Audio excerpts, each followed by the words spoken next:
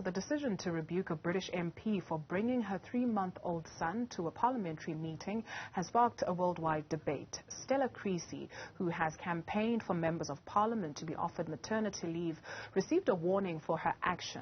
Creasy has regularly brought her baby son, who is still breastfeeding, to the debates.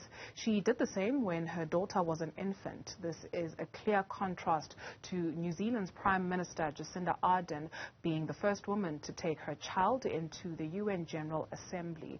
With more women taking leadership roles, we ask whether things should change for working moms. We're joined by Executive Director of the South African Breastmilk Reserve, Stasha Jordan, to discuss this. Thank you very much, Stasha, for your time this afternoon. So when you saw this, you thought what? That things must change, and I did research, and what transpires is that this intervention was aimed at preventing Stella Creasy from actually giving a talk on a very contentious issue, buy now, pay later, and bad debt in the UK. So what this highlights is that motherhood is often leveraged against women in the workplace to stifle our objectives and our political interests in this case. And this is where what this highlights is that we need the protection of women in the workplace, but also the protection of the values that we promote. The MP in question is an advocate for maternity leave. And as she indicated in one of her tweets, was that if she did not do that speech, because of the lack of maternity cover for the MPs, nobody would have done that speech. So we see competing interests, and we also see what the dark side of politics in this case. The dark side of politics in this case. Then you take an instance of Elon Musk in the week when he was presenting company results. He had his son with him, and the reaction to that was, oh, a doting dad. What a wonderful sight. Yet we see women who bring their children to parliament, people having a problem with that. What does that tell us about the society that we live in? That we perpetuate patriarchal values that are antiquated and out of fashion. And not to say that what Elon Musk did was admirable and important, especially in the context of, for instance, South African households where 1 of 2 households are women-headed, and we really do need to celebrate men in the role of fatherhood. But in the same way, what I think is really important is to encourage powerful men like Elon, not only to promote fatherhood through these actions, but also to encourage and to become vocal about protecting the interests of motherhood in the workplace. It is unfortunately a consistent narrative that we are not seeing change. And part of the reason why we're not seeing change is because a lot of the global leadership is in fact geriatric leadership. We have men and women in positions of power that are of retirement age that do not necessarily represent the interests of mothers and fathers that are today having children.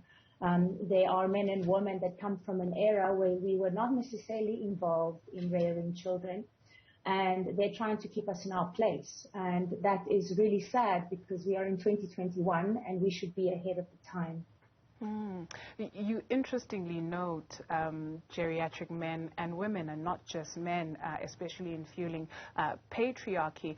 Is there something to be said about women who actually, perpetuate the narrative? Oh, yes, absolutely. We're observing also 16 days of activism against obstetric violence. And in the case of obstetric violence, it is often women that abuse other women and perpetuate patriarchal values to complement the values of the men in the positions of leadership. So we really have to re-educate ourselves and our future generations to become independent thinkers and to realize that we do not want our daughters to suffer in the same way as we have suffered, or in the way in which our mothers and our grandmothers have suffered. And to this end, we really need to change the way in which we relate to one another. Women can be incredibly cruel to one another and unsupportive. And it is really important that we learn how to play team, something that men do very well. That is the badge of womanhood, isn't it? Unfortunately, suffering. So we definitely need to unlearn that. You speak of obstetric violence. What is that? Well, we have a lot of women that are abused in the health systems when they're giving birth. At the point of giving birth, they will be verbally abused, physically abused. They will be discouraged. They will be treated with cruelty, stripped of their dignity. We see a lot of that in a lot of the public hospital facilities and in a lot of the hospital facilities and institutions. It's part of the culture that we not only see in South Africa, but globally. And we are observing 16 days of activism to change that, to bring awareness onto the fact that women are not machines. We need to be, first of all, empowered in the workplace to procreate. We need to be empowered within the health system to procreate. And we need to be encouraged to procreate because essentially the workforce depends on our procreative qualities. And to this end, we really have to embrace cultures of compassion and kindness in healthcare. And we need other women to support us in this effort. Your word to a woman who is in a rather, difficult situation because of the work environment, so the culture does not promote these values that you speak of, balancing losing your job for speaking out and actually standing up for what you believe in. Yes. What I find oftentimes is that women tend to not assert themselves, whether it is in the workplace, whether it is in the birthing space. We really need to have the guts to assert ourselves. We need to stand up for our rights. When our rights in the workplace are abused, we have to escalate these matters to labor facilities or labor structures that will protect us. We need to enforce our rights, and we need to enforce what are human rights, because what we're talking really about here is human rights violations. We're not only talking about the violations of the rights of women, but also of the rights of children.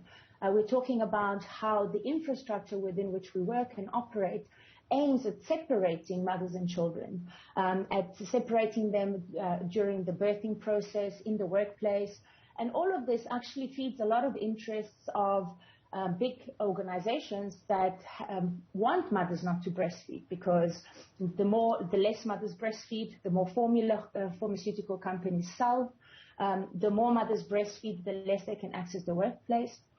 So, it is an ongoing process and an ongoing work that we're doing to change. That in 2021 we're still negotiating what is non-negotiable. Makes you wonder whether we're progressing or regressing as a people. Thank you very much for your time. Stasha Jordan is the Executive Director of the South African Breastmilk Reserve.